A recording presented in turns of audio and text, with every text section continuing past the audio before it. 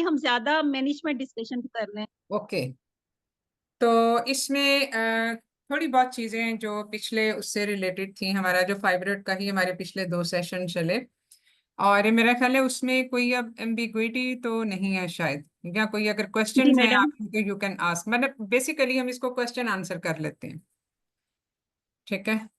हाँ और ovarian cyst madam, का मेरा एक एक क्वेश्चन था। सिनेरियो कर लेंगे जी जी। Madam.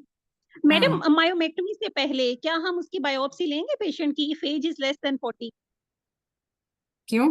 And she is not having any उसकी रिस्क क्या फैक्टर? जस्टिफिकेशन है? लेस देन मैडम मेरे 40 में तो भी। हाँ, जी जी मैडम। हाँ, क्या मैडम मैं भी जस्टिफिकेशन क्या है? स्ट्रॉन्ग इस ओपिनियन में हूँ कि हमने नहीं लेनी। तो हम्म, मैडम मेरे से नहीं, किसी और कैंडिडेट से एग्जामिनर ने क्वेश्चन किया था कि आपने इसकी एंडोमेट्रियल बायोप्सी क्यों नहीं ली है। हम्म। उसमें रिकरेंस था मायोमेक्टमी का। पहले मायोमेक्टमी हुई, उसकी अगेन मायोमेक्टमी हो गई, रिकरेंस हुआ।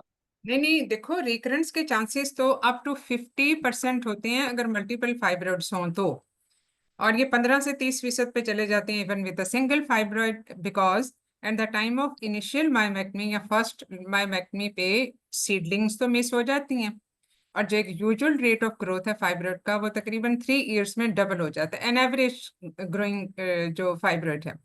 लेकिन डेफिनेटली इसकी जो रेट ऑफ ग्रोथ है दैट डिपेंड्स अपॉन द वेस्कुलैरिटी, उसके कंटेंट्स के ऊपर भी, और या फिर अगर उसमें कोई अबनॉर्मल चेंज हो जाए तो उस पे भी।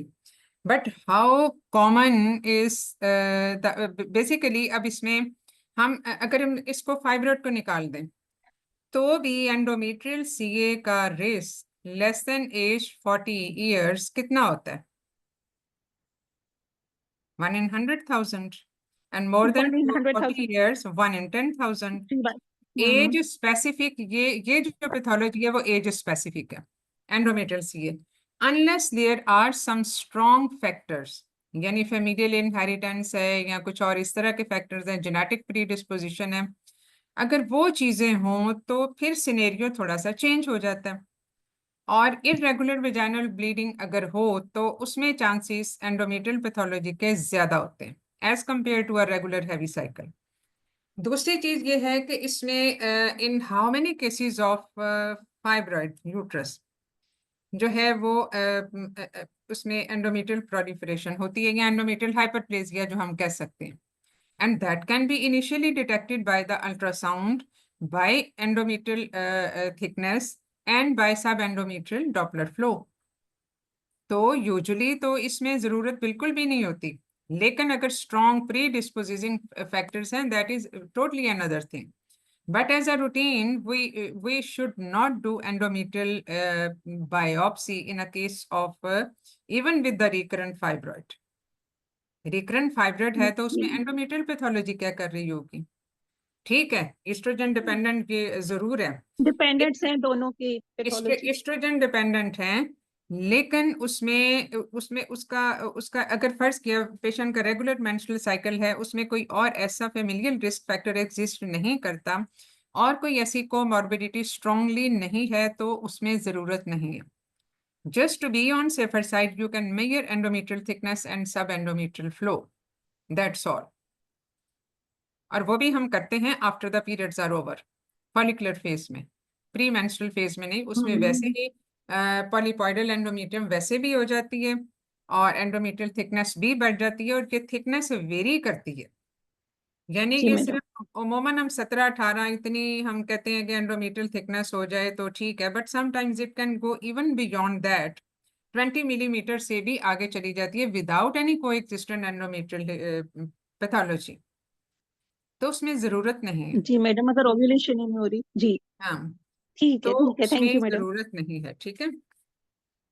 ठीक है। और कोई question related with the fibroids?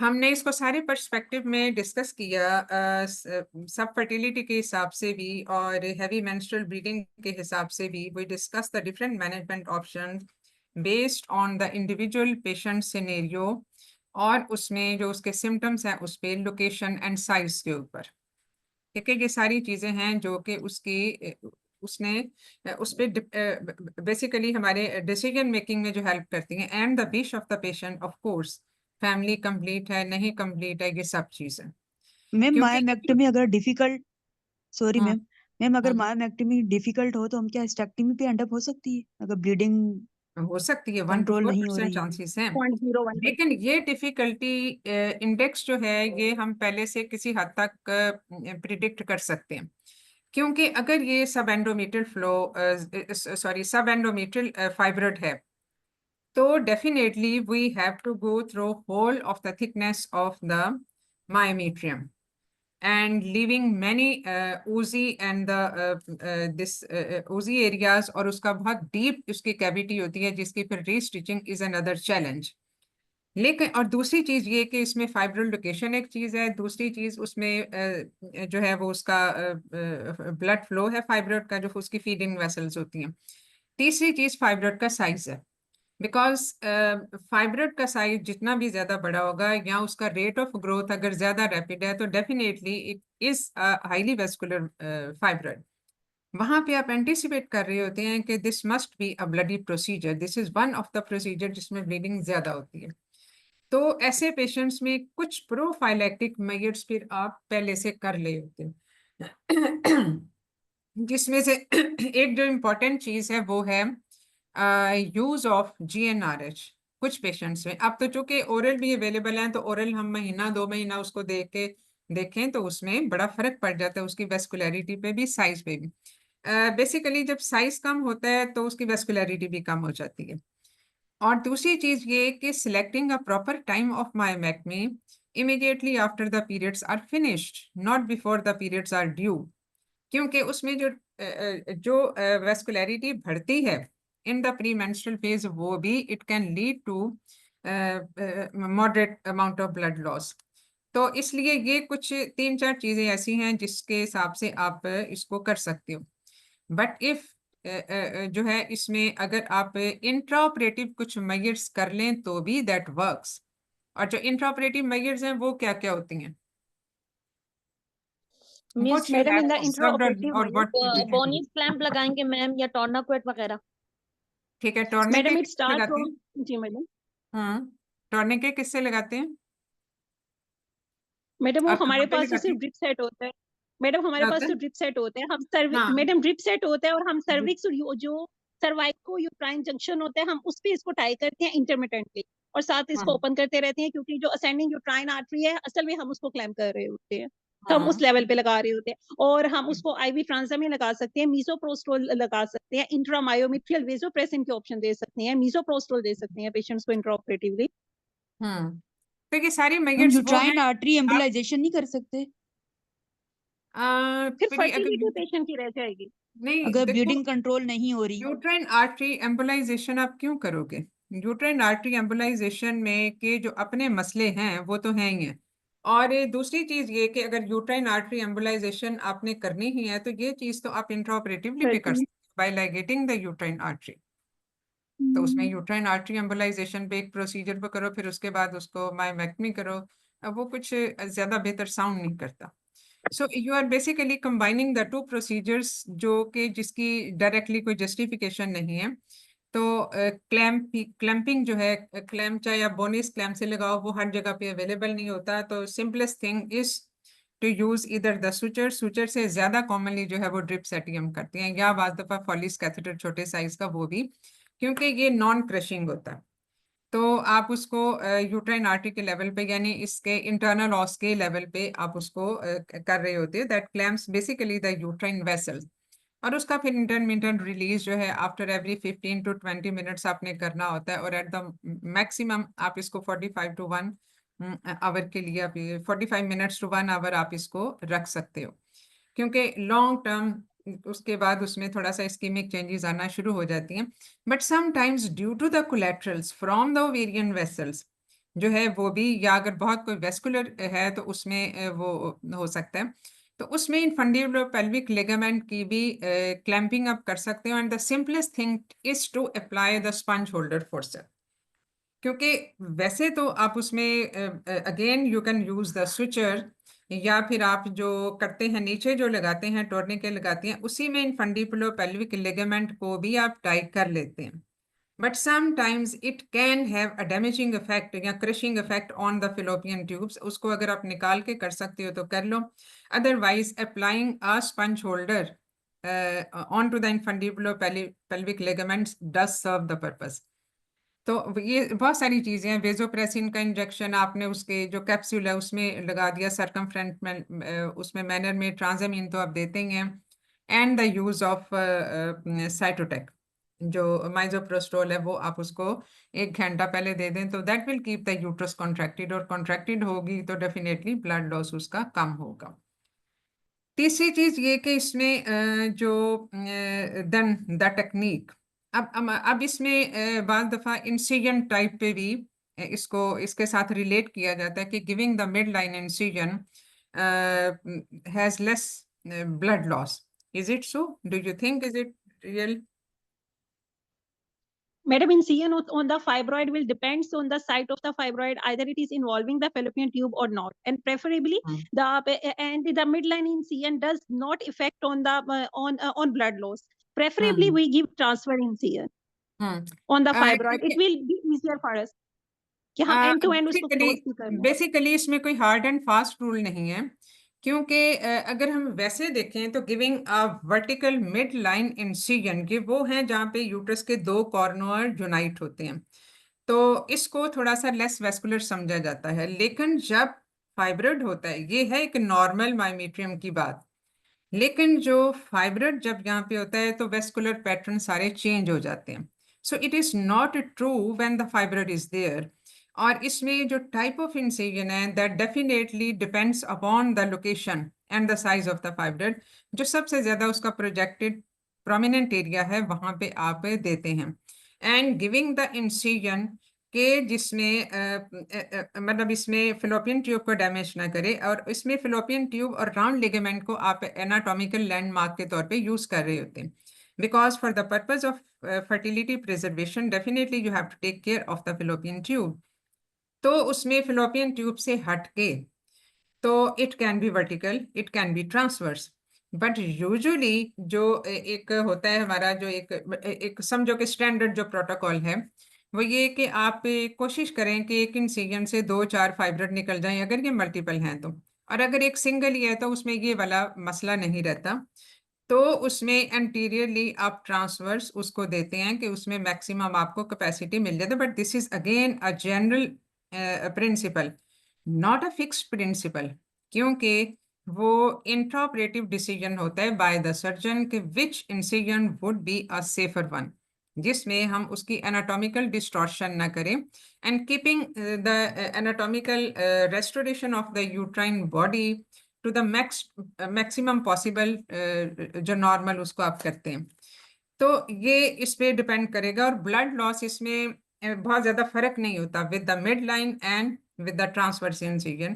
तो इसलिए हमारा जो ऑब्जेक्टिव होता है वो यही होता है कि हम एक इंसिजन से मैक्सिमम निकाल लें, या वो इंसिजन जो उसकी एनाटमी को ज्यादा डिस्टर्ब ना करे, ट्यूब्स को खराब ना करे, और वो वाला इंसिजन जो कि एडहेजन प्रिवेंशन को भी रोके.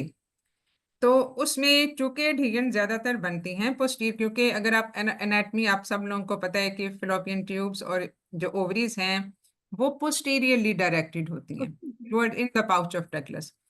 तो पोस्टीरियरली अगर आप ट्रांसवर्स दोगे तो ovaries become very, the fallopian tubes become very near to that incision. तो यूजुअली हम कोशिश करते हैं कि पोस्टीरियरली मिड लाइन हो which is away from the fallopian tubes and the जो है ovaries. On the interior surface you can keep it transverse, but again this is intraoperative decision, hard and fast rule इसमें नहीं है. और ये तीसरी चीज जो एडहेजन प्रिवेंशन की जो चीजें हैं डिफरेंट जो हम चीजें करते हैं वो भी आपको पता होनी चाहिए, because there are three main issues. Blood loss को कम करना, और उसमें सबसे पहले तो डिसीजन होता है कि वेदर टू डू इट और नॉट, और अगर हमने करना है तो किस मेथड से करना है, और फिर उसके बाद while you are doing it तो फिर उसमें इंसिजन हम कहाँ से दें, एडहेजन को कैसे बनने से रोकें, और इसका ब्लड लॉस कैसे मिनिमाइज करें. These are the 3 things to be considered intraoperatively. ठीक है, तो इंसिजन और उसकी ब्लड लॉस की हमने बात कर ली है. एडहेजन प्रिवेंशन में इंसिजन का किसी हद तक रोल है, but the suturing technique is also very important कि इसमें आप मिनिमम कैलिबर का थ्रेड यूज करते हो फॉर द कैविटी ऑब्लिटरेशन, क्योंकि if the fibroid is near to the endometrial surface, तो उसमें जो है वो आप ट्राई करते हो, और क्योंकि इसमें जब आपने इंसिजन देना है तो आप कोशिश करते हैं कि इसको जो है वो आप कोएगुलेशन कॉटरी के साथ इंसिजन दें, क्योंकि उसमें जो ब्लड वेसल्स है साथ के साथ कोएगुलेट होती जाती हैं। And the rest of the fibroid can be enucleated by different things, blunt, sharp dissection with the scissor, with the knife or with the cautery. वो डिपेंड करता है उस वक्त की सिचुएशन के मुताबिक। And very importantly keeping the pseudo capsule intact, क्योंकि pseudo capsule का इंटैक्ट रहना उसके बाकी मायोमेट्रियल रीजनरेशन के लिए बहुत इंपॉर्टेंट है, because it is basically rich in the neurovascular bundle, और जो कि उसने उसके रिपेयर जो रीजनरेटिव कैपेसिटी है वो उसी के ऊपर बेस करेगी।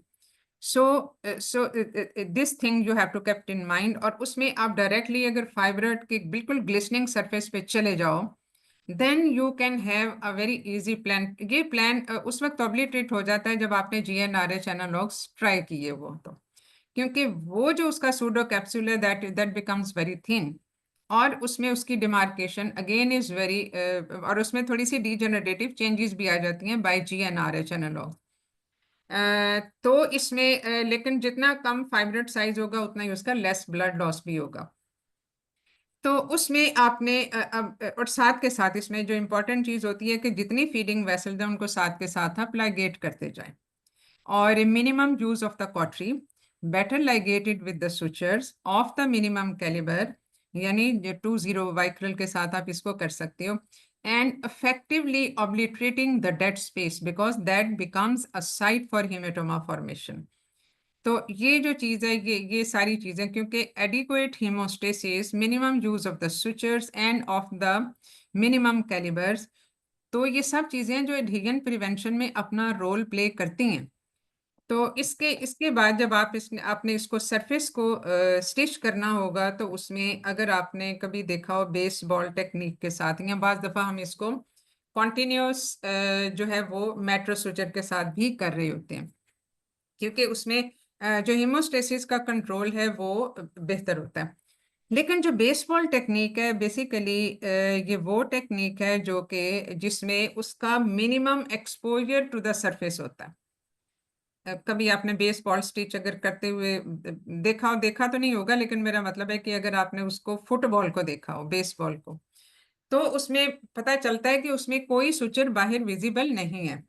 तो इसी तरह से minimum exposure of a foreign material to the peritoneal cavity, जिसमें के एडहेजन्स कम बनने के चांसेस होते हैं।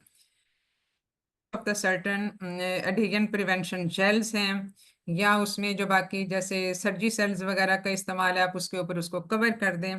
This all strategies play its role in adhesions prevention. या फिर आप डेक्स्ट्रॉन 70 वहां पे डाल देते हैं, या बाज दफा आप 100 cc नॉर्मल सेलाइन भी इंस्टिल कर दें, तो that also plays a role in adhesion prevention. तो ये सारी चीजें हैं जिसको आपने, और इन्फेक्शन प्रिवेंशन तो उसमें डेफिनेटली है ही है। उसमें इफेक्टिव जो कंट्रोल इफेक्टिव एंटीबायोटिक्स यूज है, दैट इज वेरी इंपॉर्टेंट। तो ये 3 चीजों का आपने ध्यान रखना होता है in while doing the myomectomy. तो इसमें ये सिर्फ इसी में ही नहीं, आप लेप्रोस्कोपी से करो या लेप्रोटमी से करो, तो दोनों चीज़ों में जो है वो बेसिक प्रिंसिपल्स यही रहते हैं। सिर्फ लेप्रोस्कोपी में ये होता है कि इट्स वेरी डीप, यानी सब एंडोमेट्रियल है, और आप through and through myometrial cavity चले गए तो उसमें उसकी effective obliteration of the dead space या रीसुचरिंग ऑफ द मायोमेट्रियम, उसमें शायद प्रॉब्लम होता है थोड़ा बहुत। तो उसमें chances of rupture in the next pregnancy are a little bit higher. और ख़ास तौर पे इसीलिए जो है अगर मल्टीपल फाइब्रोइड्स हों जिसमें डिफरेंट जगह पे इंसिजन्स देनी है और इनसे डिफरेंट जगह पे इंसिजन दे के निकालना है, तो वो ओवरऑल मायोमेट्रियम काफ़ी वीकन हो जाती है। And if the fibroid is very large one, जिसमें मॉर्सिलेशन को से अवॉइड किया जाता है, तो उसमें जो है वो ये सारे इश्यूज होंगे ऑन द लेप्रोस्कोपी।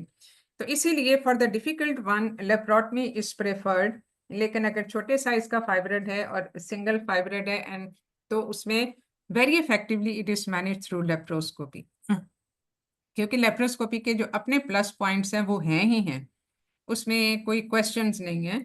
तो वो एक डेफिनेटली एक बहुत अच्छी टेक्निक रह जाती है।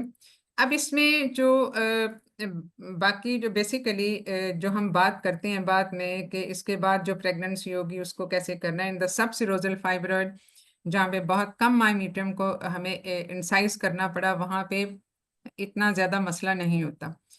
But just like cesarean sections, when we open the lower segment through and through, or in case of upper segment fibroid, जहाँ पे हमें थ्रू एंड थ्रू मायोमीट्रियम को इंसाइज करके उसके सब एंडोमेट्रियल फाइब्रोइड पे जाना पड़ा, तो वहाँ पे ये चीज़ एग्जिस्ट करती है। So it depends upon the prognosis of the rupture, chances of the rupture in the next pregnancy depends upon that how deep that myomectomy was at the time of myomectomy. तो इसीलिए जो fibroid mapping है in the terms of Figo mapping, ये बड़ी important समझी जाती है। और यही वजह है कि FIGO 0 and 1 are should preferably be managed by hysteroscopy resection. और फीगो 0 तो वैसे ही हम हिस्ट्रोस्कोपी से वैसे ही उसका क्लैम भी करते हैं, वो पेडंकुलेटेड होता है। लेकिन जो 1 है और 2 टू सम एक्सटेंट, क्योंकि 2 में जाहिर है उसका इंट्राम्यूरल पार्ट भी होगा। तो इसको अमूमन अगर ये फाइब्रॉइड थोड़ा सा बड़े साइज का, यानी अगर 3 सेंटीमीटर से बड़ा, बिटवीन 3 and 5, तो उसमें मसला हो जाता है कि उसमें बहुत डीप कैविटी बनने के चांसेस होते हैं। सो इसलिए उसको सिर्फ सरफेस के बराबर कर दिया जाता है, यानी जब मायोमीट्रियम आ गई तो वहाँ पे हम छोड़ देते हैं। और उसके बाद जब वो वाला जो बाकी हिस्सा फाइब्रॉइड का जब वो प्रोजेक्ट करता है इनसाइड द यूट्राइन कैविटी, तो फिर उसको सेकंड स्टेप में उसको निकाला जाता है। It may take 4 to 6 to 8 weeks, वो डिपेंड करता है। तो इसमें ये चांसेस होते हैं कि हम हिस्टेरोस्कोपी जहाँ पे पॉसिबल हो हिस्टेरोस्कोपिक रिसेक्शन हम कर दें। और जो बाकी हमारे पास जो यूट्राइन आर्टरी एम्बोलाइजेशन और ये सब चीज़ें हैं, दीज डू एग्जिस्ट, लेकिन यूट्राइन आर्टरी एम्बोलाइजेशन में बाद दफ़ा रीडू करना भी पड़ जाता है। और दूसरी बात ये कि यूट्राइन आर्टरी एम्बोलाइजेशन में जो फाइब्रोइड डीजेनरेट करता है, वहाँ की मायोमीट्रियम उमूमन रीजेनरेट नहीं कर सकती properly. This is one thing. And obliteration of the vascular supply to the ovarian vessels is another complication which can occur. So it's not a treatment of choice for the infertile patients. लेकिन हम वैसे कर सकते हैं अगर, और इसमें जो है वो ज़्यादातर जो इफेक्टिव होता है वो सब एंडोमेट्रियल, मतलब इसमें 1 से लेके जो 6 तक के हैं, 6-7 तक के हैं, ये फीगो प्रेफरेबली 6 तक, क्योंकि 7 वाला तो फिर सबसे वहां पे ये यूट्राइन आर्टरी एम्बोलाइजेशन का इफेक्ट हो जाता है। तो लेकिन ये है कि इसमें जो बाकी चीजें हैं that are basically under trial, कि इसमें हम रेडियो फ्रिक्वेंसी एब्लेशन करते हैं या हम इसमें जो MRI गाइडेड है वो करते हैं, ये सब चीज़ें आर स्टिल अंडर ट्रायल, लेकिन वो होती हैं और उनमें थोड़ा सा रिकरेंस रिस्क भी ज़्यादा होता है। तो ये हैं जो कि उससे रिलेटेड है। इसमें और कोई फाइब्रॉइड से रिलेटेड कोई और इशू रह तो नहीं गया? आई जस्ट मैडम एक क्वेश्चन करना था। हाँ जी। मैडम अगर जब हम GnRH एनालॉग देंगे तो वो 3 मंथ्स के बाद साइज रिड्यूस कर देगा 36%। जस्ट टू डिफेंड, अगर मैंने एग्जाम में नाम लेना है तो मैडम अगर मैं उसको ओरल GnRH एनालॉग दे रही हूँ फॉर 2 मंथ्स, तो वो कितना साइज रिड्यूस करेगा कि मेरा डिसीजन का इंसिजन चेंज हो जाएगा कि मैंने कौन सा इंसिजन देना है, मेरा देखो डिसीजन चेंज होगा that again, okay, that again depends upon the person to person and the type of the fibroid as well, because some fibroids do reduce in size in up to 50% even after the 2 months therapy. अब oral therapy जब आप देते हैं, I have just seen a patient recently जिसमें 2 महीने के रेल्यूगोलिक्स लेने के बाद साइज वाज ऑलमोस्ट 50% तक उसका रिड्यूस हो गया। और लेकिन चूंकि फर्टिलिटी उसकी एक रिक्वायर्ड विश थी, तो इसमें हम इसको लॉन्ग टर्म बेसिस पे कंटिन्यू नहीं कर सकते, and definitely we have to go for subendometrial and intramural myomectomy. तो उसमें डिपेंड करता है, क्योंकि नॉर्मली हम 6 मंथ तक तो ओरल दे सकते हैं, but usually after 2 to 3 months। अब इसमें चूंकि लॉन्ग टर्म ओरल के भी वही साइड इफेक्ट्स होते हैं जो कि इंजेक्टेबल के होते हैं, इंजेक्टेबल में जरा ज्यादा जल्दी और सवेर होते हैं, तो वहां पे एडबैक थेरेपी के साथ भी दिया जाता है। तो उसमें एडबैक, ईस्ट्रोजन, प्रोजेस्टेरोन दोनों ही। और ये जो है ये इसके साथ फिर उसके साइड इफेक्ट्स मिनिमाइज हो जाते हैं। तो ये डिपेंड करता है। अब इसमें आप मॉनिटर करोगे विद द अल्ट्रासाउंड, क्योंकि अल्ट्रासाउंड जो है वो आपका ये आपको बताएगा कि initial size pre medical therapy उसका साइज कितना था और अब कितना है। तो इसके हिसाब से फिर आपने जो है वो डिसाइड करना है कि now it is in of the size जहां पे हम इसको इंसिजन, फेनन स्टील इंसिजन के जरिए निकाल सकते हैं, क्योंकि normally up to 16 to 18 week size आप फेनन स्टील इंसिजन से देते हो। और इससे ऊपर जो है वो फिर खास तौर पे जब हमने मायोमेक्टमी ही करनी है और उसका बाकी ट्यूब्स, ओवरी, सब चीज़ों को हमने उसको ड्यू कंसिडरेशन देनी है, तो उसमें फिर हमें मिड लाइन इंसिजन पे जाना पड़ता है। तो साइज अगर इतना हो गया कि हम फेनन स्टील इंसिजन के थ्रू कर सकें तो well and good, because the purpose of giving pre operative GnRH was not only to reduce the size but also to affect the vascularity of the fibroid।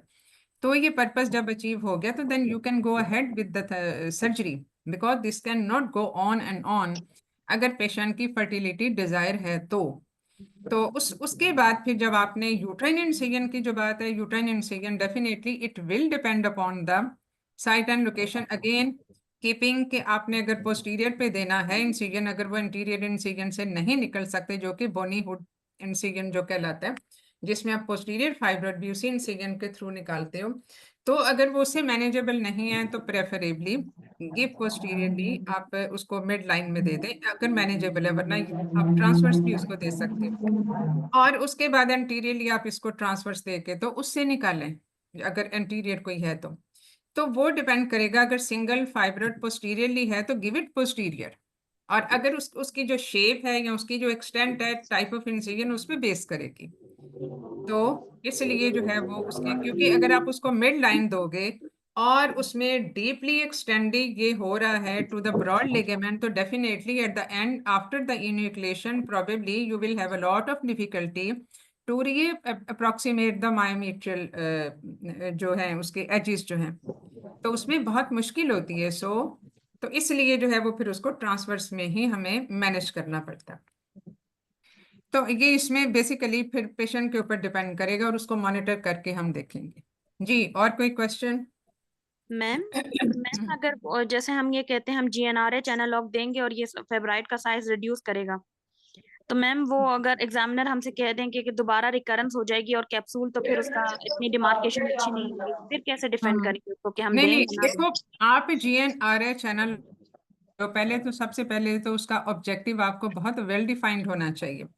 If you are giving it for the pre-operative reduction of the size, तो definitely you are not going on with this for a long time।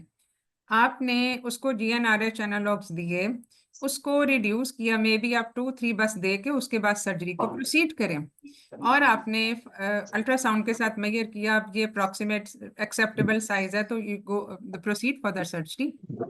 फिर आप उसको regrowth वाली तो बात exist नहीं करती, ठीक है। और उसमें अगर फर्ज किया फाइब्रोइड है ही 5 सेंटीमीटर का, 5 to 6 सेंटीमीटर का, तो बगैर GnRH एनालॉग्स दिए भी यू कैन गो अहेड। उसमें सारी जो ब्लड लॉस को कम करने वाली सारी जो मेजर्स हैं वो लेते हुए आप इसको डायरेक्टली भी कर सकते हो, बिकॉज GnRH एनालॉग्स का जहाँ पे फायदा है वहां पे नुकसान भी है। वो ये कि एक तो सूडो कैप्सूल की आइडेंटिफिकेशन बिकम्स डिफिकल्ट, सेकेंडली जो छोटे छोटे फाइब्रोइड्स होते हैं 1 to 2 सेंटीमीटर के, वो डिसअपियर हो जाते हैं। तो वो आप बाज दफा अगर एक ही इंसिजन आपने दिया, उसके दाएं बाएं कुछ ऐसे पड़े हुए हैं तो आप वो नहीं निकाल सकते, आपको विजिबल ही नहीं होते, नॉट इवन पेल्पेबल, और बाद में फिर उसकी रिकरेंस हो सकती है। जो GnRH एनालॉग्स देने का डिसीजन है वो आप हर पेशेंट में नहीं करते हो, उसमें पेशेंट टू पेशेंट इसका डिसीजन वेरी करता है। It is not 100% to be followed regime के में आपने हर मरीज को जरूर देना है, सो दैट डिपेंड्स। बहुत सारे पेशेंट में जो है हम GnRH दिए बगैर ही प्रोसीड करते हैं और कुछ में हम दे के प्रोसीड करते हैं। तो मैम ये जिनको फर्टिलिटी डिजायर पहले होगी, से असेस करते हो जी। सॉरी मैम, इनको हम्म। जिनमें फर्टिलिटी डिजायर होगी उनमें GnRH का यूज कर सकते हैं? जिनमें Fertility वाले। फर्टिलिटी की डिजायर है और हमने मायोमेक्टमी करनी है, बड़ा फाइब्रोइड है जिसमें ब्लीड करने के चांसेस बहुत हैं, वेस्कुलरिटी बहुत ज्यादा है, वहां पे दे दो। इवन एक इंजेक्शन देने से भी फर्क पड़ जाता है उसमें, 1 या 2 इंजेक्शन दे के प्रोसीड कर लो उसको, ठीक है। मैम कितना बड़ा हो, क्या हम उसका अमूमन 10 to 12 सेंटीमीटर तक हो तो फिर आपको दे देना चाहिए, 1-2 इंजेक्शन देने से फर्क कोई नहीं ऐसा पड़ता। ओके मतलब मैम। आई मीन उसके उस तरह से सर्जिकल वाइज इतना बहुत फर्क नहीं पड़ता, लेकिन साइज में वेस्कुलरिटी में फर्क पड़ जाता है, ठीक है। और उससे उससे सर्जरी भी आसान हो जाती है और ब्लड लॉस भी थोड़ा सा कम हो जाता है। मैम एक मैडम पेशेंट अगर आई है, वॉल्यूम मैम एक पेशेंट आई है, यंग पेशेंट है, फाइब्राइड के साथ, लेस देन 45 ईयर एज है, लेस देन 45 ईयर एज है, हैवी मिनिस्ट्रल ब्लीडिंग है, उसको मेडिकल ट्रीटमेंट दी, वो फेल थी, और फाइब्राइड यूट्रस भी था, तो उसमें क्या एंडोमेट्रियल बायोप्सी लेंगे हम? एंडोमेट्रियल बायोप्सी देखो अगेन ये हमने अभी बात की है ना कि ये डिपेंड करती है उसकी इरेगुलर मेंस्ट्रुएशन की पैटर्न पे, किस तरह का पैटर्न है, कोमॉर्बिडिटीज क्या है, और उसमें एंडोमेट्रियल थिकनेस क्या है, ठीक है। ये सारी चीजों के ऊपर बेस करेगा। बट जनरली स्पीकिंग अगर उसका टोटल इरेगुलर साइकिल है, अब उस इरेगुलरिटी को आप उसके साथ भी लिंक कर सकते हैं विद द फाइब्रॉइड। तो उसमें जो है वो आप अगर फाइब्रॉइड भी उसकी एक वजह है but you are not sure कि उसमें एंडोमेट्रियल जो पैथोलॉजी है वो उसका कोई रोल हो सकता है, and the endometrial thickness is more and she has many other risk factors which can predispose to endometrial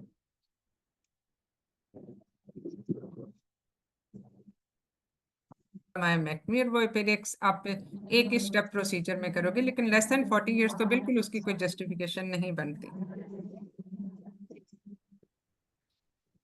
ठीक है। मैडम हम सिनेरियो कर लें ओवेरियन सिस्ट का? हाँ जी बिल्कुल करो, I am waiting for that. हाँ जी जी मैडम आप कोई ओवेरियन, भी सिनेरियो दे दें।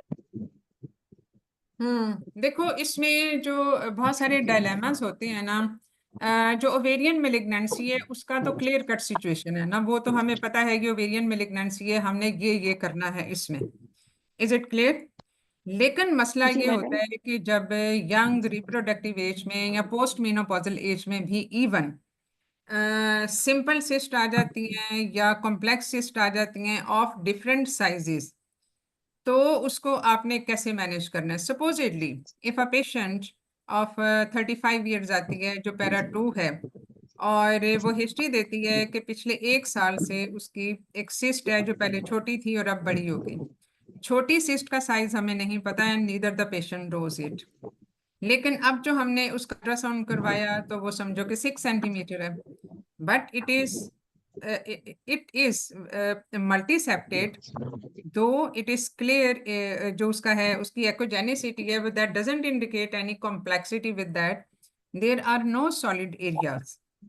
तो आप उसको कैसे करोगे, 6 सेंटीमीटर की system, patient otherwise doesn't have any symptom except के चूंकि वो पहले भी उसकी सिस्ट डायग्नोज हुई थी एक दफा, just an incidental finding, and she was not having any problem even at that time, and now she doesn't have any problem even now, but just for the monitoring purpose she had a repeat scan, and the cyst of the same ovary has been diagnosed, which has a little bit increased in size, previous size हमें नहीं पता, लेकिन patient कहती है कि And पहले से थोड़ी सी बड़ी हो गई है।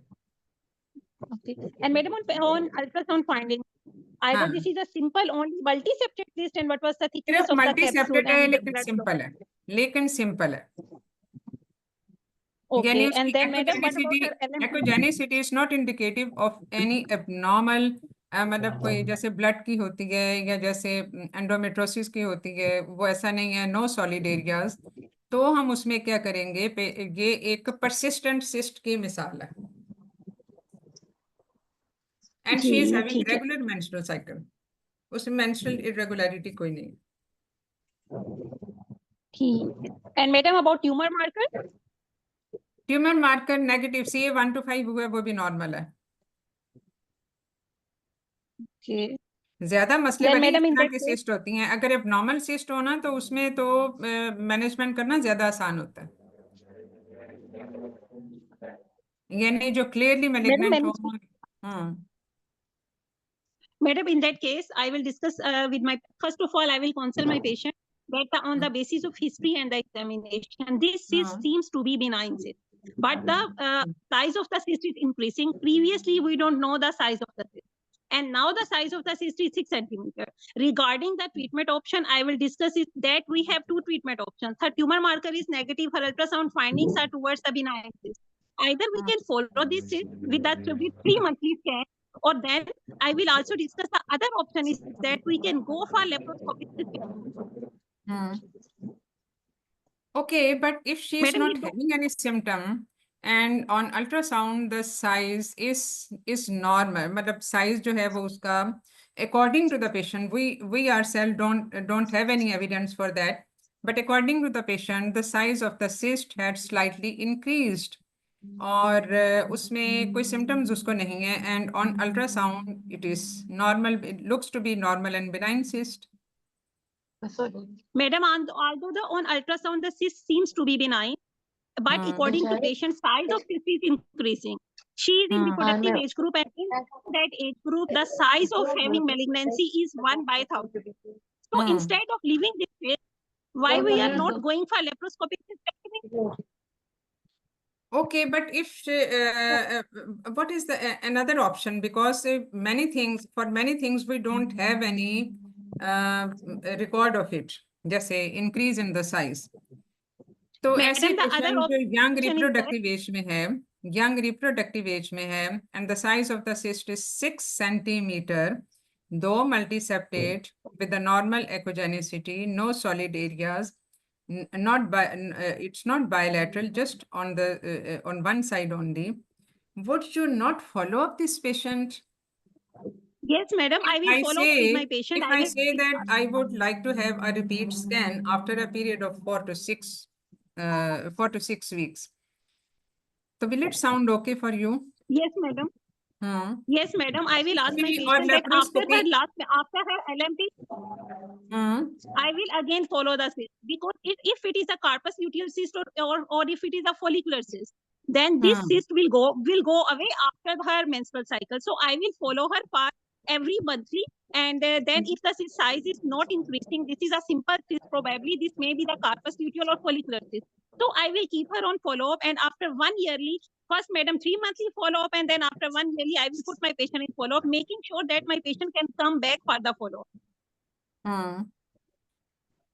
Okay, but initially क्या हम after उसको 4 follow to पे 6 करें? weeks, okay.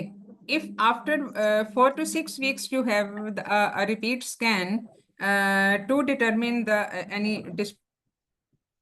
उसके बाद, और ये स्कैन जो होना चाहिए वो after the periods are over, ठीक है, जो नॉर्मल है उनको रिग्रेस करने में टाइम लगता है। क्योंकि देखो ये भी तो हो सकता है कि पहले उसको नहीं पता पहले साइज क्या था, may be it's on other side, may be it's अब जो सिस्ट है वो एक दूसरी कोई सिस्ट बन गई, पहले वाली रिग्रेस कर गई, अब ये नई सिस्ट बन गई। सो we should not straightforward go for the surgical management, rather we can go for the follow-up right now. तो उसमें अगर CA भी ठीक है, सारा कुछ ठीक है, तो हम इसको अभी फॉलो अप पे रखेंगे। बट इफ इसमें MRI का कोई रोल है? MRI का कोई MRI रोल का है? बेटा क्यों कोई रोल नहीं है? MRI का रोल कैसे होगा? इसमें क्लियर सिस्ट है और इसमें साइज इसका 6 सेंटीमीटर है, पेशेंट को कोई सिम्टम नहीं है, पेशेंट में कोई रिस्क फैक्टर भी नहीं है, मेंस्ट्रुअल साइकिल इसका रेगुलर है, CA 1 to 5 इज नॉर्मल। अब अगरचे हम ये कह सकते हैं, कोई भी इसको चैलेंज कर सकता है कि CA 1 to 5 जो है वो कितने को इनिशियल स्टेजेस पे रेज होता है, तो this can give a false impression of security कि इसमें CA 1 to 5 नॉर्मल है, तो हम ये नहीं कह सकते कि बॉर्डर लाइन नहीं हो सकता या बिल्कुल इनिशियल स्टेज पे नहीं हो सकता है, and even then the CA 1 to 5 can be normal, but combining many factors together, हम जब सारी उसकी देखते हैं, एक हम कंबाइंड पिक्चर देखते हैं, तो उस पे ये हमें बिनाइन लगती है। And as there is no immediate threat to for the patient's health and the life, so we can keep her on the monitoring regarding the size, or appearance of any other suspicious parameters on ultrasound. And if it remains okay, then you can keep her under observation. Might be it regress on its own. क्योंकि अगर ये normal functional cyst है तो इसमें up to 90% chances है कि ये regret कर जाएगी। बाकी कुछ में ये साइज में भर जाएगी या इसमें कुछ और अल्ट्रासाउंड कैरेक्टरिस्टिक्स जो हैं वो एविडेंट हो जाएंगी। In that case, you can go ahead for the laparoscopy management.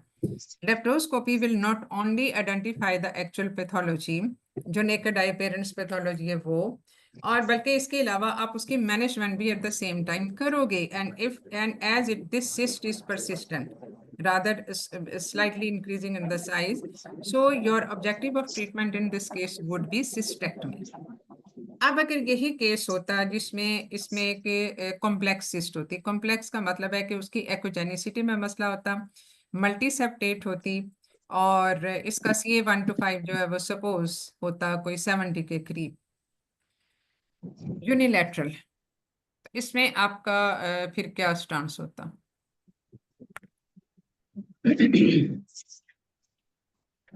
Hello जी जी, मैडम, आपकी आवाज नहीं आ रही थी। मेरी आवाज नहीं आ रही? जी मैं मैडम, तो- वो शायद मेरे नेट में इशू था, आपकी आवाज नहीं आ रही थी। क्या बाकी भी सबको नहीं आ रही मेरी आवाज? मैम आ रही है मैम, फिर डॉपलर फ्लो इसका देखेंगे ना, हाँ, डॉपलर Doppler फ्लो flow, वो भी अल्ट्रासाउंड पैरामीटर्स पे आ जाता है ना, डॉपलर। मैडम सिनेरियो रिपीट कर दें। जी जी, अच्छा, तो इसमें ये जो मैंने दूसरा केस बताया, फिर इसमें आप क्या करोगे? कॉम्प्लेक्स सिस्ट है, CA125 इज नाउ 70, यूनिलैटरल है, और डॉपलर फ्लो पे समझो नॉर्मल डॉपलर फ्लो है, और एक्वोजेनिसिटी जो है वो इसकी मतलब कॉम्प्लेक्स नेचर बनी हुई है, और इसमें फिर आप क्या करोगे? मैडम, इसके पहले मैं पहले अल्ट्रासाउंड पे I will look for the other features of the cyst, what was the thickness of the capsule and what was the content of the cyst, papilla present or not present, and what was the thickness of the papilla, and either it is a multilocular cyst and either ascites is present or not. I will do either it is either this cyst is in my B category of aorta or in my M category of aorta. And after that, I will also inquire about other tumor markers like the alpha fetoprotein, beta HCG, and LDS level. After that, madam, I will decide.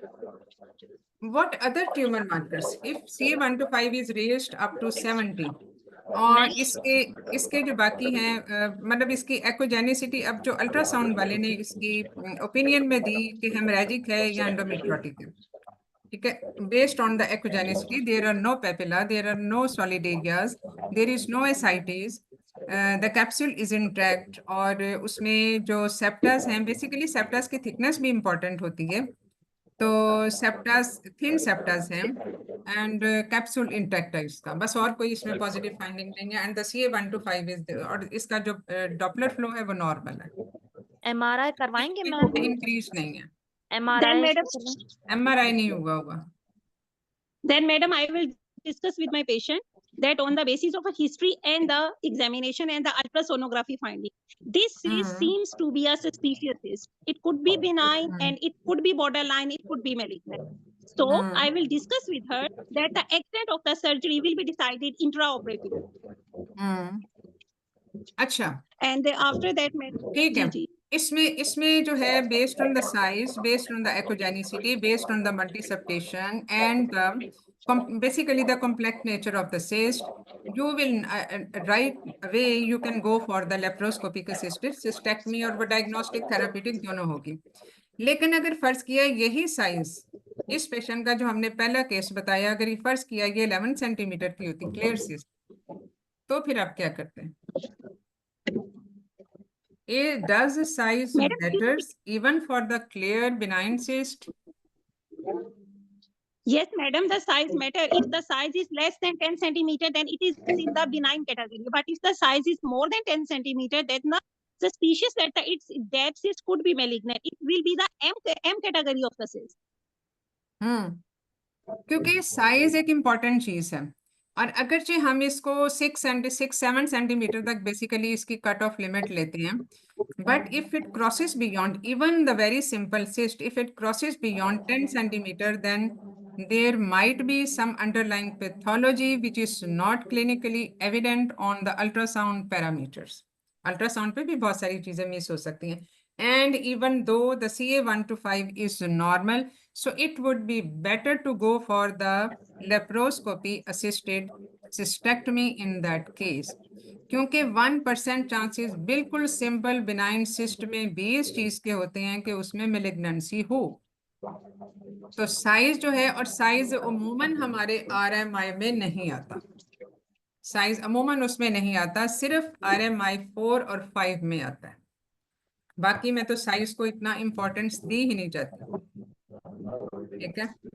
तो इसलिए जो है भाई, And madam, it could be borderline ovarian cyst. The it could incidence be is 10 to borderline. 15%. Yes, of course it could be borderline. क्योंकि border line में ये chances हैं कि उसमें हमें बिनाइन लुकिंग के तौर पे नजर आए, दो इट इज वेरी, मतलब ये है एक एक्सट्रीम जिसमें बिनाइन के तौर पे नजर आती है, दूसरी एक्सट्रीम ये है कि वो पूरी फुल फ्लैज कॉम्प्लेक्स सिस्ट हो and still it is a border line, ठीक है। ये बॉर्डर लाइन वाली जो चीज है, ये उसमें उसकी अल्ट्रासाउंड अपीयरेंस बहुत वेरिएबल होती है, यानी उसमें सिंपल सिस्ट के तौर पे भी हो सकती है, और उसमें इसीलिए जो बहुत परसिस्टेंट सिस्ट होती हैं, यानी जो वहीं पे हैं, बावजूद हमने उनको बहुत टाइम ऑब्जर्व किया, या तो उनका साइज वही रहता है या उसमें स्लाइटली बढ़ता जाता है, उनको भी मैनेज करना फिर जरूरी होता है कि हम किसी अंडरलाइन पैथोलॉजी को मिस इंटरप्रेट ना कर रहे हैं। मैम इसमें हम ये कर सकते हैं कि सिस्ट की एस्पायरेशन करके साइटोलॉजी के लिए भेज दें?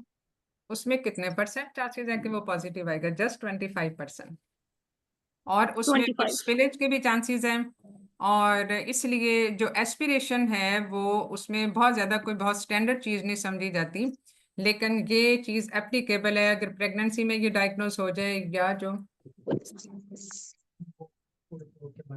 अच्छा ठीक है, तो ये वाली चीज है जो कि उसमें एक वजह बन सकती है, ठीक है। तो इसलिए जो है वो एस्पिरेशन को हम फॉर टाइम बिंग तो कर सकते हैं, बहुत अगर क्लियर सिस्ट है, उसमें कोई मल्टी सेप्टेशन नहीं है, एक्ोजेनिसिटी ठीक है, डॉपलर फ्लो बढ़ा हुआ नहीं है, CA 1 to 5 बिल्कुल नॉर्मल है, तो ऐसे केसेस में अनमैरिड गर्ल्स में प्रेगनेंसी में ऐसी सूरतों में हम कर सकते हैं। But it is of large size, तो लार्ज साइज में जो है वो फिर उसको निकालना ही बेहतर होता है सिस्टेक्टमी, क्योंकि capsule is there so it will recur अगर हम उसको निकालते नहीं है। तो बाकी जहां तक उसकी सिस्ट फ्लूइड की जो हिस्टोपैथोलॉजी है उसकी सारी, वो अमूमन हमें फॉल्स नेगेटिव रिपोर्टें दे सकती है, ठीक है जी। अच्छा मैडम, मेरा एक क्वेश्चन था, जैसे ऐसी सिस्ट है और ये सस्पिशियस लुकिंग सिस्ट है, with their CA 1 to 5 level is more than 200, patient is young, so madam, should I go for staging through midline in CN, and or should I open it through the phalansteal in CN? Although cyst is complex, देखो, and हाँ chances देखो, that it could be अगर malignant. देखो CA 1 to 5 more than 200 equal to or more than 200 एक important marker है for indicating the malignancy, और malignancy कोई भी हो सकती है उसमें, यानी बॉर्डर लाइन से लेके वो इन्वेजिव उस तरह से फुल ब्लोन भी हो सकती है। ऐसी सूरत में हमारी जो एक्सटेंट ऑफ सर्जरी होती है, अब ये डिपेंड करता है कि ये पेशेंट मैरिड है, अनमैरिड है, नली पैरा है, मल्टी पैरा है, क्या है, क्योंकि स्टेज 1A1 तक तो हम सर्जरी अलोन कर सकते हैं, but for the germ cell tumours ये स्टेज हम इसमें, चूंकि ये बहुत कीमो सेंसिटिव होती हैं, जो जर्म सेल ट्यूमर्स होते हैं कीमो सेंसिटिव भी होती हैं, और खास तौर पे डिसजर्मिनोमा तो रेडियो सेंसिटिव भी होते हैं। तो ऐसे पेशेंट्स में जिनमें कीमोथेरेपी से उसका बहुत अच्छा हमें इफेक्ट रिजल्ट मिलता है, वहां पे हम कंजर्वेटिव सर्जरी करते हैं, तो उसमें यूनिलैटरल पूरा नेक्सा निकाल देते हैं, but keeping the uterus and the other ovaries behind, और इसको हम ट्रायल देते हैं, एटलीस्ट हम ट्रायल देते हैं, क्योंकि देखो जो फाइनल हमारे पास जो चीज आती है ना, अल्ट्रासाउंड पैरामीटर अपनी जगह, लेकिन जो फाइनल डायग्नोसिस है ना, उसका हिस्टोपैथोलॉजी पे हमेशा बनता है, या तो हम फ्रोजन सेक्शन करें और एट द सेम टाइम हम उसकी इन्वेजिवनेस को देखें। Otherwise if it proves to be a very advanced stage में, या उसमें कोई इन्वेजिव उसमें आ जाती है, स्टेज आ जाती है, even in the germ cell tumours, तो we can all the time go back. लेकिन अगर फर्ज किया हमने एट द फर्स्ट मोमेंट ही उसकी रेडिकल सर्जरी कर दी and it proves to be borderline, तो we can not go back. जी तो इसलिए नहीं germ मैडम मैं tumors सिर्फ में ओवरिंग की always बात give a कर रही chance हूँ। for conservative surgery. खास तौर पे नहीं मैडम उनमें जब जिनमें ट्यूमर जरूरत का है। तो हमें बाद में पता चलेगा ना। हाँ, मैडम वो जब तो से हमें ट्यूमर बाद में का तो पता हमें चलेगा। हिस्टोपैथोलॉजी से पता चलेगा। अभी तो मेरे पास कॉम्प्लेक्स सिस्ट है और इट्स सीन दैट सस्पिशियस चादर इट पर कुड कोटे बी दे दिया। मैलिग्नेंट, बट इट आप कुड बी सारे लोग बेनाइन। इकट्ठे बोल रहे हो ना, तो मुझे फिर किसी की भी समझ नहीं आती। आप वन बाय मैडम वन। वो किसी का माइक खुला हुआ है। अच्छा, मैडम किसी का ठीक है। माइक ओपन है। ओके ओके, तो क्या सवाल क्या था आपका? मैडम मेरा ये सवाल था कि मुझे जो डॉपलर पे फाइंडिंग्स मिली है दे आर सस्पिशियस। मेरे ट्यूमर मार्कर्स बॉर्डर लाइन पर रेज हैं और पेशेंट की जो एज है वो 28 ईयर है। She is para one. अब मैंने उसको मिड लाइन के थ्रू ओपन करना है because I have suspicion. It could be benign, it could be malignant, या मैंने उसको पेन स्टील के थ्रू ओपन करना है। मैडम मैं इसको मिड लाइन के थ्रू ओपन यहाँ करना पे चाहती हूँ। आपको देखो, मैलिग्नेंट की सस्पिशन हो, वहां पे मिड लाइन खोलना इज ऑलवेज फेवरेबल। ठीक है, उसमें क्योंकि जब आप अगर फर्स्ट किया इंट्राऑपरेटिवली, आपको बहुत सारी चीजें तो आंखों से देख के पता चलती हैं। ये तो अल्ट्रासाउंड पे है ना, डॉपलर फ्लो रेज्ड है एक्चुअली। अब डॉपलर फ्लो में इतनी वेरिएशंस होती हैं फ्रॉम पर्सन टू पर्सन कि खाली आप उसके ऊपर बेस नहीं कर सकते कि ये नॉर्मल होगा या एबनॉर्मल होगा। सपोज आपने ओपन किया और वो काफी एग्रेसिव ट्यूमर निकला, तो फेनन स्टील के साथ it is difficult to manage the things, क्योंकि आपने फिर जो बायोप्सी, जो एक्सप्लोरेशन, जो सारी चीजें, जो एक स्टेजिंग लेप्रोटमी वाली चीज होती है, वो आप कॉन्फिडेंटली नहीं कर सकते। और वैसे भी ये ऑन्कोलॉजी का प्रिंसिपल है कि wherever you suspect malignancy, CA125 फर्ज किया, अब CA125 भी आप उसमें यंग एज में तो आपको जर्म सेल ट्यूमर्स के भी मार्कर्स करवाने चाहिए। तो अगर उसमें CA125 बॉर्डर लाइन रेज्ड है, आपने दूसरे नहीं करवाए हुए, तो उसके ऊपर आप कह नहीं सकते कि ये इन्वेजिव है या नहीं है, क्योंकि अर्ली स्टेजेस में ये नेगेटिव भी हो सकता है। Negative means normal values.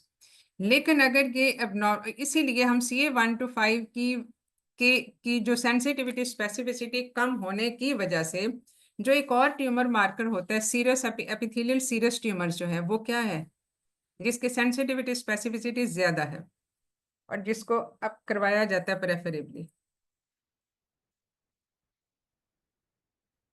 HE4। Human ठीक है, एपिडाइडेमल 4।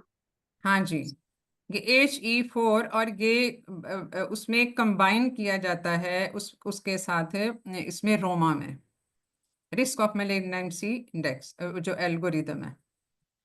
ठीक है, उसमें कंबाइन करते हैं HE4 को with the CA125 because CA125 की वेरिएबल रीडिंग्स होती हैं। और दूसरी वजह ये है कि इसके और भी सोर्सेज होते हैं, यानी ये नहीं है उसमें वो फर्ज किया मैलिग्नेंसी नहीं है, ये फिर भी रेज हो सकता है due to many other reason जी विच मैडम। ऑलरेडी।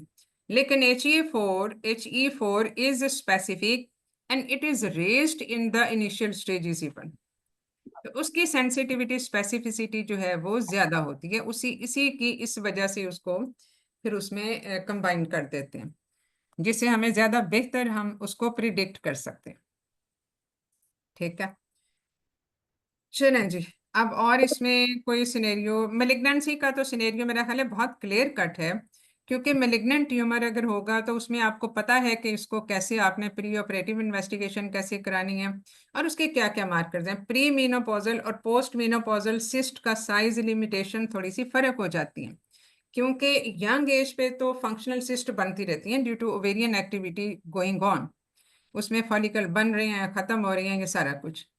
लेकिन पोस्ट मीनोपॉजल में ये ओवेरियन एक्टिविटी चूंकि नहीं चल रही होती, इसलिए उसमें छोटे साइज की भी सिस्ट बनेगी तो वो सिग्निफिकेंट होगी।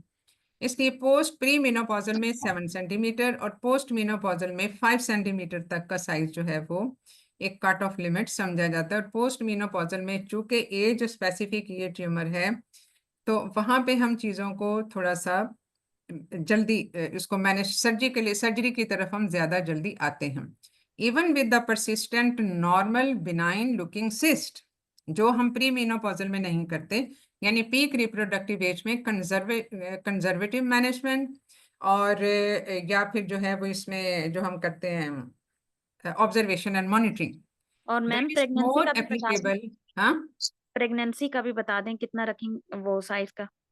प्रेगनेंसी में भी तो देखो 5 तक तो वैसे ही कॉर्पस ल्यूटेम सिस्ट बन जाती हैं, लेकिन ये अमूमन 14 हफ्ते तक इसको रिग्रेस हो जाना चाहिए।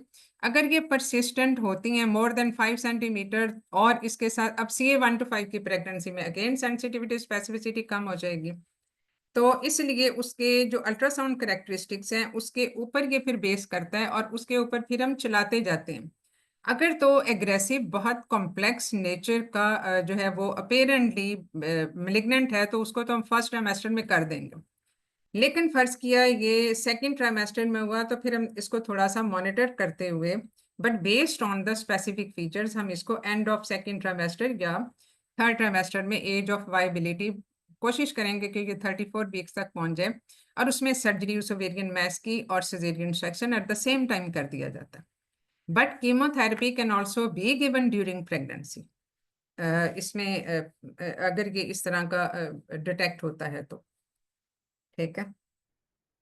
थैंक यू मैडम एक क्वेश्चन था। मैडम अगर कोई हम सस्पेक्ट कर रहे हैं जर्म सेल ट्यूमर और उसकी हम फर्टिलिटी प्रिजर्विंग सर्जरी कर रहे हैं, मतलब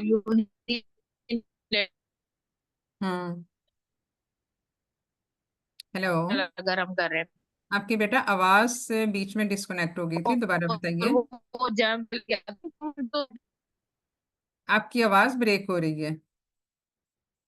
हेलो मैम, अभी आ रही है मैम? जी जी आ रही है। मैम अगर जर्म सेल की हम सर्जरी कर रहे हैं, सस्पेक्टेड जर्म सेल हम, और उसमें फर्टिलिटी प्रिजर्विंग सर्जरी कर रहे हैं और उसका फिर हिस्टोपैथ पे जर्म सेल आ गया, तो फिर मैम उसकी अगर हम कीमो स्टार्ट करेंगे तो फिर वो भी तो उसके ओवरियन रिजर्व पे इफेक्ट डालेगी ना, तो फिर हमें नहीं उस देखो, लेकिन ये आपने एक आपने डेक्सा निकाल दिया और ये समझो आपने ओवेरियन मैस निकाल दिया, ठीक है ना। अब जर्म सेल ट्यूम, अब इसमें हम कीमोथेरेपी क्यों देते हैं? वो इसलिए कि अगर अब ये जो ट्यूमर्स होते हैं या मेलिग्नेंसीज होती हैं ये मल्टीफोकल हैं। मल्टीफोकल का मतलब है डिफरेंट जगहों पे in the endometrium in the ovary. यही वजह है कि उसमें वेरियन बायोप्सी को बहुत ज़्यादा वेटेज कभी नहीं मिली, क्योंकि वहाँ से आप सिर्फ एक चंक लेते हो और हो सकता है आप मिस कर जाओ, जहाँ पे एक्चुअली मेलिग्नेंसी है वो आप मिस कर जाओ।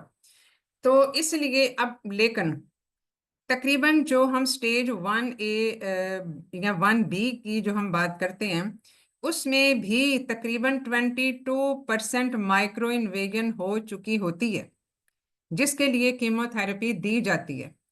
और वो आपने सर्जरी तो करनी ही है, यानी आपने अफेक्टेड नेक्सा निकालना है, लेकिन आप बाकी चीज़ों को प्रिजर्व करते हो, preserving the other ovaries and the tube but removing the tumour. ये मिनिमम चीज़ है जो आप करते हो कंजर्वेटिव सर्जरी में। अब जब आप कीमोथेरेपी देते हो उसमें उसका इफेक्ट जो है वो बहुत मतलब उसके बेसिकली डोज डिपेंडेंट इफेक्ट्स होते हैं, कितने कोर्सेज दिए और उसमें अगर फर्ज गया कि और स्टेज के ऊपर भी डेफिनेटली अब जर्म सेल ट्यूमर के ऊपर भी बेस करता है, उसमें ओवेरियन रिजर्व के ऊपर भी उसमें बेस करता है। लेकिन उसमें ये है कि उसमें जो ओवेरियन प्रिजर्वेशन, अब जब आपने कीमोथेरेपी या रेडियोथेरेपी का डिसाइड कर ही लिया तो उसमें जो क्रायो प्रिजर्वेशन वाली चीज़ें हैं दैट यू शुड नो कि वो एक ऑप्शन है ऐसे पेशेंट्स में। फर्टिलिटी रिजर्वेशन के लिए जो हम करते हैं वो वाली सारी चीज़ें, उसका कैप्सूल हम निकाल के कर सकते हैं प्रिजर्व, उसके फॉलिकल जिसके लिए उसको पहले स्टिमुलेट करना पड़ता है और फिर हम उनको प्रिजर्व करते हैं, जो क्रायो प्रिजर्वेशन या जो फॉलिकल प्रिजर्वेशन वाली चीज़ है, ये सब चीज़ें। और अदरवाइज अगर बाज़ दफ़ा आपने रेडियोथेरेपी देनी हो जैसे डिस्जर्मिनोमा में, जो अगरचे कम ही दी जाती है, ज़्यादा कीमो से हम मैनेज करते हैं, तो उसमें ओवरीज को पेल्विक साइड वॉल के साथ, जो एक लेफ्ट ओवर ओवरी है उसको पेल्विक साइड वॉल के साथ एंकर कर दिया जाता है away from the radiotherapy field. But this technique is not valid for if you are treating the patient with the chemotherapy. तो कीमोथेरेपी के लिए डेफिनेटली फिर बाकी चीज़ें आ जाएंगी, लेकिन ये डिपेंड करता है कि total dose duration depending upon the stage and the aggressiveness of the tumour आपने टोटल कितनी कैलकुलेट की। If it has to be a long term therapy, normal जो कोर्सेज होते हैं वो तकरीबन 6 के करीब कोर्सेज होते हैं, तो उसमें जो है वो पार्शियल, ये पार्शियल मीन्स के एक temporary arrest of ovarian activity आ जाता है और उसमें बाद में रिस्टोर हो जाता है। अदरवाइज जो बाकी ओवेरियन क्रायो प्रिजर्वेशन है उसका रोल तो हमेशा से ही है और वो ऐसे ही केसेस में होता है। ठीक है। वो फिर उसमें जो है वो एक और चीज वो डिस्कस होगी कि ये चीजें हैं जिससे हम इसकी ओवेरियन प्रिजर्वेशन हम कर सकते हैं, उसकी फर्टिलिटी की प्रिजर्वेशन के लिए, ताकि उसके ओवम हमारे पास अवेलेबल रहें to be used later on. ठीक है। हाँ जी, अस्सलाम वालेकुम मैडम। थोड़ी सी मैडम फ्रोजन सेक्शन के लिए थोड़ा सा उसका गाइड कर दें कि मतलब कब हम नहीं करते कब नहीं, थोड़ी सी What इस is पे your concept of बता दें एक दफा। frozen section? What is your own concept of frozen section technique? Hello जी जी जी, आपका अपना क्या वो है कंसेप्ट है about the frozen section? Madam, मेरा अपना कंसेप्ट है कि फ्रोजन सेक्शन जो हेल्दी है उसमें से नहीं लेना चाहिए, क्योंकि वो अगर हम उसको ले रहे हैं तो उसकी फिर हम उसकी रिजर्व्स कम कर रहे हैं और उसका फर्टिलिटी के चांसेस को कम कर रहे हैं हेल्दी ट्यूब में से ले किसमें हेल्दी ओवरी से में से नहीं लेना चाहिए? मतलब हेल्दी ओवरी में से हाँ, अगर मैं हेल्दी में तो हम ले ही नहीं रहे ना। फ्रोजन सेक्शन तो मतलब हम ये सिर्फ कि उसमें ये से नहीं इसलिए लेना कर रहे चाहिए हैं। नहीं क्योंकि वो उसकी देखो, फर्टिलिटी को अगर भी कम करेगा, उसकी रिजर्व को भी। एक मिनट, फ्रोजन सेक्शन हम हेल्दी ओवरी में से हम क्यों लेंगे? हम तो उसको एक जो ओवरी हमने बचाई है उसको तो नहीं हम कॉम्प्रोमाइज कर सकते।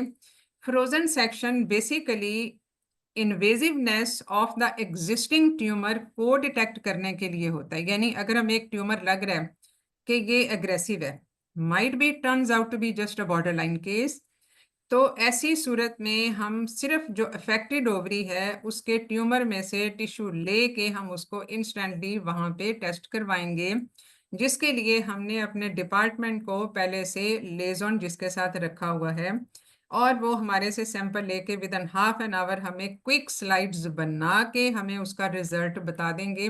And our next surgery will depend upon the initial diagnosis. Initial means कि there can be false positive, there can be false negative, ज्यादा फॉल्स नेगेटिव हो सकते हैं, तो उसमें chance of error are more as compare to our normal routine traditional histopathology.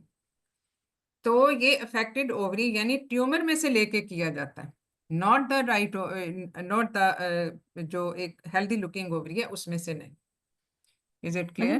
जैसे हम borderline ovarian tumours को हम ये देखने के लिए कि उसकी बॉर्डर लाइन है या इन्वेसिवनेस इन्वेजिव है या कौन सी टाइप है ट्यूमर की। देखो, हमने पेशेंट को, जिन पेशेंट्स को जो ओवेरियन सीए के साथ आते हैं हमारे पास, और हमें लगे कि ये स्टेज 3 और 4 है और सर्जिकली ये अभी रिसेक्टेबल स्टेज में नहीं है because there are so many vessel, और जो मेलिग्नेंट ट्यूमर की जो वेसल्स होती हैं उनकी तो हीमोस्टेसिस भी नहीं की जा सकती, ना वो लाइगेट होती हैं ना वो कॉटरी होती हैं, क्योंकि उनके अंदर मसल नहीं होता, ये डिफेक्टिव वेसल्स होती हैं। तो उसको फिर हम उसकी एग्रेसिवनेस को कम करने के लिए, वेस्कुलैरिटी को कम करने के लिए, साइज को श्रिंक करने के लिए हम पहले उसमें कीमोथेरेपी देते हैं, which is called new adjuvant therapy. अब न्यू एडजुवेंट थेरेपी जो होती है वो ऐसे ही हम नहीं दे देते, that is based on the histopathological diagnosis of the tumour, जिसके लिए हम ट्रू कट बायोप्सी करते हैं। और हस्बैंड को बताओ कि सफाई हो। क्या बेटा, माइक अपना प्लीज ऑफ कर दीजिए। तो इसमें जो हिस्टोपैथोलॉजिकल डायग्नोसिस होता है वो बहुत ज़रूरी होता है to determine the further treatment plan and to decide the type of जो कीमोथेरेपी है। ये न्यू एडजुवेंट की बात हम कर रहे हैं। अब हम बात कर रहे थे फ्रोजन सेक्शन की। फ्रोजन सेक्शन में हमने अफेक्टेड टिश्यू में से लिया, we know the type of histopathological type. हमने उसका मकसद ये है कि हम ये देखें कि ये एग्रेसिवनेस कितना, कोई इन्वेजिव ट्यूमर है, अब इसमें भी तो इन्वेजिवनेस तो डिपेंड करती है ना, और इसके अलावा टिश्यू टाइप क्या है। तो ये दो पर्पजेस उसके होते हैं। बाकी तो हमने इमेजिंग स्टडीज पे देखा, इंट्राऑपरेटिवली हमने बहुत सारी चीज़ों को देखा कि इसकी, क्योंकि ये सर्जिकल स्टेजिंग होती है तो बहुत सारी चीज़ों पे बेस करता है, फ्लूइड पे बेस करता है, पेरिटोनियल स्क्रैपिंग्स या बायोप्सी पे बेस करता है।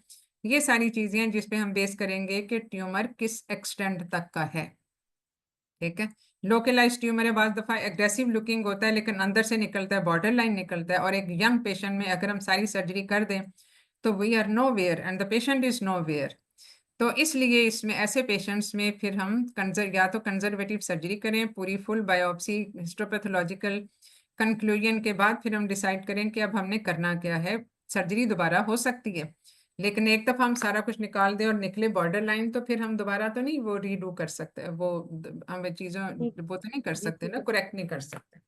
Thank you so much madam. ठीक है, चलें जी, अगर और कोई क्वेश्चन नहीं है तो कोई स्टॉप हियर। मैडम जी जी, मैडम GNRH एनालॉग्स का बता दे कहाँ पे यूज करें प्री ऑपरेटिवली। आपको क्या लगता है इस सारी डिस्कशन पे जो हमने आज की, इसमें आपको क्या आपने क्या कंक्लूड किया कि कहाँ पे करना चाहिए? डेफिनेटली हम हर पेशेंट में तो नहीं कर रहे होते। मैडम मोस्टली जो यंग होती हैं, अनमैरिड होती है, जिनमें इंसिजन हाँ, स्कार जो है वो।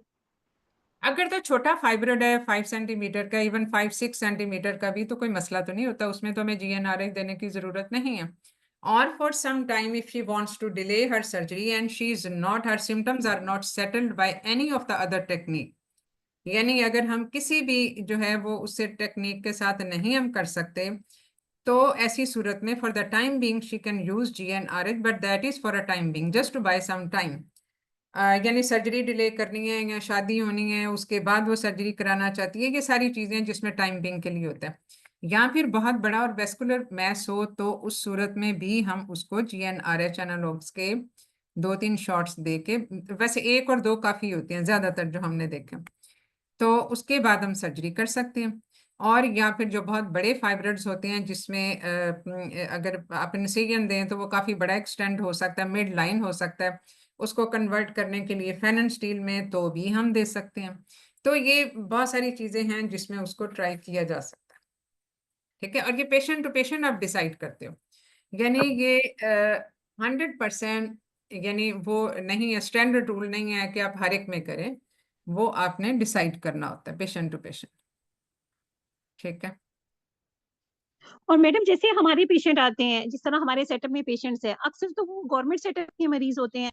अब वो 18,000 का इंजेक्शन, 2 इंजेक्शन वो कैसे अफोर्ड करेंगे? और हाँ उसके बाद डेफिनेटली भी ज्यादा कॉस्ट से ज्यादा इफेक्टिवनेस एक वेराइटी बहुत, इंसिजन पे हाँ फर्क पड़ेगा। कॉस्ट इफेक्टिवनेस एक बहुत बड़ा इशू है, इसीलिए जो ओरल है, oral preparation are a bit cheaper.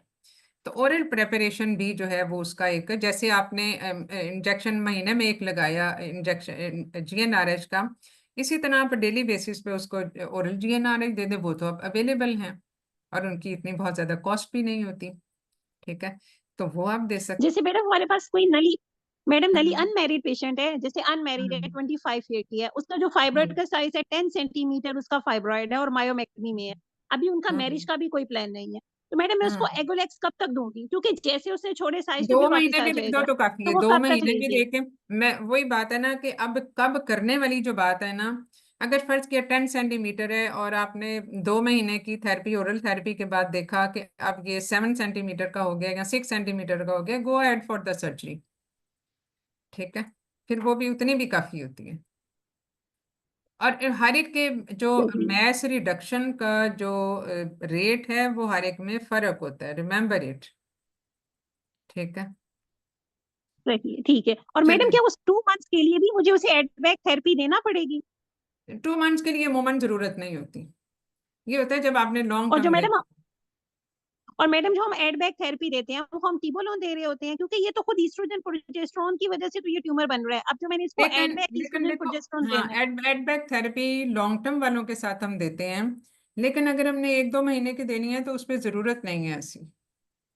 ठीक है, यानी अच्छा, अगर हमने ठीक है, किसी थैंक यू पेशेंट मैडम। को एडिनोमाइसिस के लिए देना है और लॉन्ग टर्म है, फर्टिलिटी का इशू नहीं है और सर्जरी वो कराना नहीं चाहती, तो उसको अब लॉन्ग टर्म दोगे तो फिर ज़्यादा एडबैक थेरेपी के साथ दोगे। अब तो ऐसी टेबलेट्स अवेलेबल हैं जिसके अंदर ये मौजूद होती है एडबैक थेरेपी, मैम अभी एडबैक यहाँ थेरेपी भी में अवेलेबल नहीं अच्छा, है। ओके। मैम एडबैक थेरेपी में तो सिर्फ टिबोलोन तो नहीं होगी ना, HRT होगी पूरा? बेटे टिबल तो एक फर्क चीज है ना, हम एक फर्क जी चीज मैम, की बात कर रहे जी हैं, मैम हम वो तो अलग GnRH एनालॉग्स की बात कर रहे हैं, टिबल इज HRT। जी मैम। ठीक है, वो एक फर्क चीज है। अच्छा जी, चलें बस अब इसको स्टॉप करते हैं फिर इधर ही, and best of luck for your exam. ठीक है, थैंक यू और मैडम। Thank you ma'am. बस be confident in your exam. ठीक है, उसमें घबराने की कोई जरूरत नहीं होती, cool mind can think better. जो आप जब स्ट्रेस में जाते हैं ना तो उसमें आपकी जो न्यूरॉन्स की एक्टिविटी या वो सारी चीज़ें हैं ना वो थोड़ी सी कम हो जाती हैं। तो नेक्स्ट सैटरडे को आप क्या पढ़ना चाहते हैं? होपफुली आप मैडम में से अल्लाह करे हम सब अल्लाह पास करे हो ना जाएं हो। और हम खुद पास का हो हाँ, बना मैं जाए। वही कह रही हूँ ना कि अल्लाह करे आप सब क्लास के जो अटेंडेंस हैं वो पास हो जाएं और अगली क्लास हमारी कम हो। मेरी तो यही दुआ है। तो इंशाल्लाह। लेकिन देखो इन एग्जाम्स में हमेशा सब चीजें अपने जहन में होनी चाहिए। ठीक है, ट्राई योर बेस्ट। इसमें एक चीज होती है कि ट्राई योर बेस्ट, यानी hope for the best but be prepare for the worst. ठीक है, तो ये असूल हर चीज में रखना चाहिए। चलो फिर अगला मैं खुद ही डिसाइड कर लूंगी। ठीक है, जी ma'am, thank you. Okay, thank you madam, अल्लाह हाफिज। अल्लाह हाफिज।